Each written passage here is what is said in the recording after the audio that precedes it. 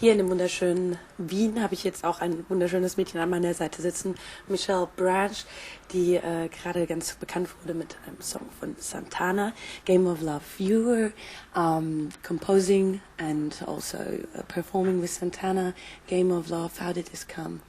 You know, I really don't know how it happened on his end, but I was on tour and I just got a call from my manager one day. He said, Carlos Santana's making a new album, would you like to be a part of it? And I said, absolutely. And I went down and put a vocal down on the track, The Game of Love, and didn't find out for weeks after if I had gotten the part or not. And so it was very nerve-wracking, but I finally got the call one day. They said, we need you in Chicago. You're going to film a video with Carlos. And I went, oh my gosh, you got it. So that's how it happened. When did you start playing music and making music? I started singing when I was about 3 years old, just sang ever since I could talk, and I started playing guitar and really writing probably about 14.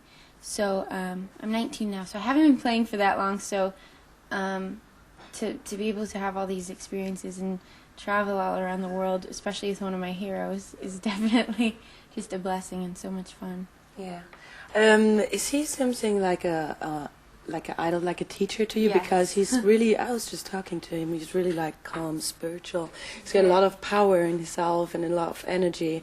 Could he transform it to you? I think that he's definitely, I mean, when I first met him, I was just in such awe because, you know, from talking to him, he's just so calm, and when he talks, you just feel so relaxed and so humbled, and he's just, I feel a very incredible person, and I'm honored to be working with him at this point in my career because I'm learning a lot from him, and I think he's just such a talent. Mm. You called your first album, The Spirit Room. Mm-hmm. Was it a little bit from Santana as well because he loves that spirit thing, or was it your idea? My album, actually, I named it and it came out before I worked with Carlos, so it was completely coincidental. It was my idea. I found the title. It was the name of a bar in the States, and I heard the title and I thought it was really interesting, and I felt like the recording studio was a spirit room for me because I could just go in there, and it's one of those things where you just go in and you can be yourself and nobody's in there judging you, and you're not worried about anything from the outside world. So that's really why I chose the title. You write all your lyrics by yourself. Mm-hmm. I don't know, what are the topics of your lyrics? This first album that was out, I think a lot of the songs were definitely love songs. I think it's the most universal thing that you can talk about. Everybody knows what that's like, even if you've never been in love. It's something that you can really, you know, write about, I guess. And I think that a lot has changed since I wrote that first record. I'm actually working on my second album now, and that first album I wrote when I was 14, 15, 16, and I'd never really experienced any of the stuff I was writing about. And now, since that album has been out, I've traveled around the world. I've met so many people. I guess I've had life experiences. So I feel like my songs have really, really changed, and they're definitely personal now, whereas before they were just songs, and now I'm like, oh, that's about this situation, that's about this. So that's a little nerve-wracking when it comes to writing more personal songs. I don't know what people are going to think about them now. Do you think, I think such a success is really hard if you're so young, and because it's a glamour world. Do you think you still can write about love? Like Let's hope. Let's hope.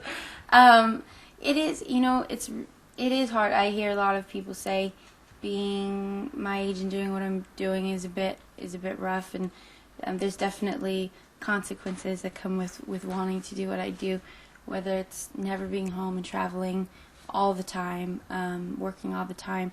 That leaves no time for building friendships and love relationships or any sort of relationships.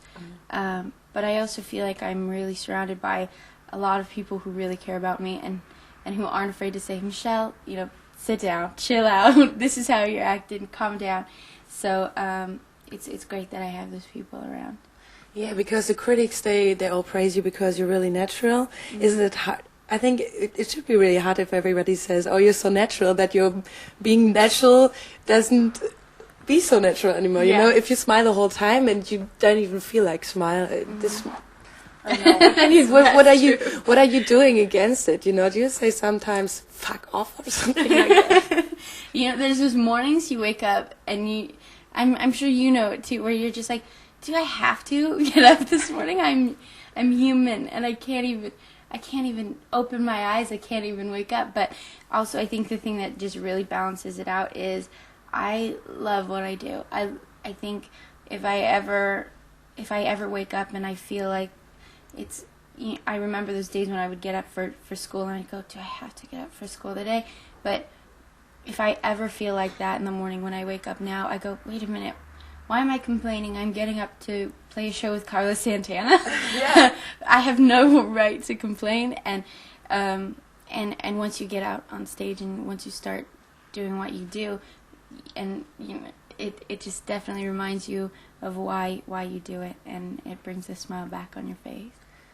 Does they compare you with Alanis Morissette and Fiona Apple? Is that a great honor for you, or do you say no? I don't want to have idols. I don't want to be like them. I'm like on my own time. You know, every artist always says, you know, oh, don't. I want to be my own, whatever. But you know, it's human nature to want to compare one to the other, and I understand it. And I much rather welcome Fiona Apple and Alanis Morissette than Britney Spears. Oh, she's so out right now. I'm feeling a little bit upset for her because the critics here in Germany just kill her. Also, I think all over the world. But I'm scared for something like that. You know, if it happens, it happens. I can only keep doing what I do, and as long as it makes me happy, I'm happy. I don't care about anyone else. And I think there's a pretty good side because you get signed, I think, from Madonna, which is wow. Is she an idol? Where would you say, oh gosh, she's somebody? She, you know what? I think she inspires me in the fact that she's such an incredibly smart businesswoman, and I just find that very, very fascinating to look at somebody who really rose above all of the circumstances and became this humongous superstar. She's so smart about it. She's not, you know, just this puppet on a string, and she's a very powerful woman.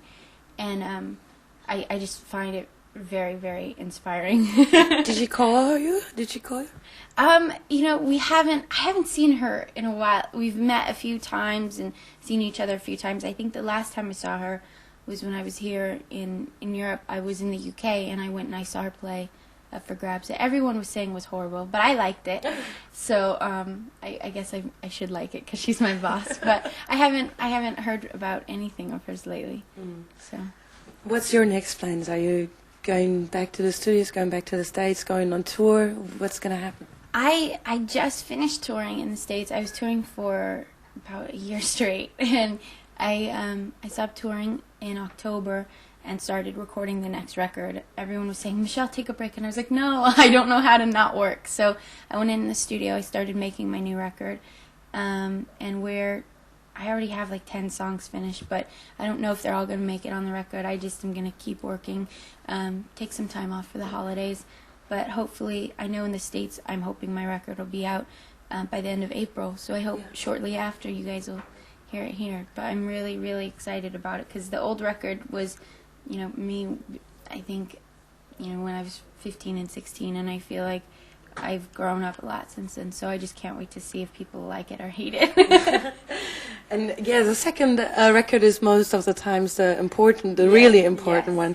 But in between you're doing Prague, you're going to Oslo because with Santana you get a big prize there. What kind of prize is it?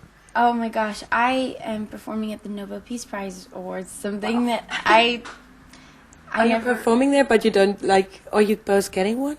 We are. I'm performing there with Carlos, and I think Carlos is being honored, and just to be there and witness that is just incredible. So I'm performing the Game of Love with Carlos, and then I'm actually performing by myself acoustic. One of my songs, Goodbye to You, which I just found out last night. I was like, thanks, you guys. I'm really nervous. I didn't know about that. But I think Willie Nelson is going to be there. Jimmy Carter's being awarded. Wow. It's just, and I've never been to Oslo before, so it's gonna be definitely Cold and dark. It's gonna be cold and dark, but it's also gonna be a nice memory. I'm pretty sure. So I wish you a great night today here in Vienna. I hope you don't have too much stress. I heard you lost your suitcase. I lost my suitcase. That's why I was late down to interview. I was like, we all were really bad with her. You know what's funny is I feel so much more dressed up than I usually am. I have a suitcase of my jeans and stuff, and then of my performance clothes. And I have, of course, the only suitcase that came was all my nice clothes. And I was like, where are my jeans? I don't have any jeans. So I came down all foofy. I was like, oh gosh. No, that is fine. Now we're good with you again because we were like hungry. We were like, why is she coming? No, but it's okay because that's fine. It was a nice interview. Thanks a lot. Nice Have a lot to of meet fun. you. I hope to see you. Yeah.